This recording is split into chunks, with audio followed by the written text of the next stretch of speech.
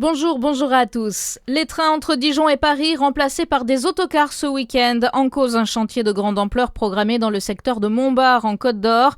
Les TER Mobigo seront maintenus entre Paris et Auxerre ainsi qu'entre Dijon et Lyon. Mais entre les deux, plus rien en journée. Les TGV reliant la capitale à la Cité des Ducs sont aussi concernés par ces perturbations. Le monde du vélo endeuillé après la mort d'un cycliste après une chute sur le Tour du Jura. Cristian Camillo Munoz, cycliste colombien de l'équipe Nu Colombia, est décédé en Espagne hier. Le coureur, ancien coéquipier de Pogacar, avait chuté sur le Tour du Jura le 18 avril dernier. Après son accident, l'athlète avait été pris en charge au CHU de Besançon pour une blessure au genou.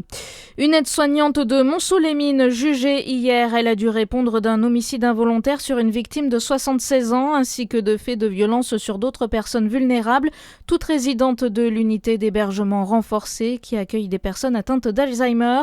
La procureure a requis une peine de 3 ans de prison avec sursis et l'interdiction d'exercer à nouveau le métier d'aide-soignante. Le tribunal a mis le jugement en délibéré au 29 mai. La justice qui réclame un nouveau procès pour Francis Holm, le pôle cold case du parquet de Nanterre a requis son renvoi aux assises pour le meurtre de Jean-Joseph Clément, un agriculteur retrouvé mort en 1989 dans le Vaucluse. Celui que l'on surnomme le routard du crime a déjà été condamné à perpétuité pour 11 homicides. Les jeunes de 14 à 17 ans invités à participer à un camp chantier à la citadelle de Besançon cet été.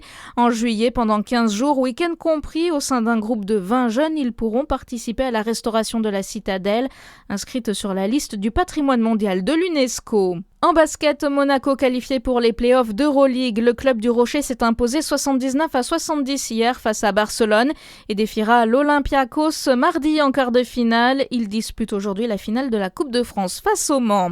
Bonne journée sur Fréquence Plus.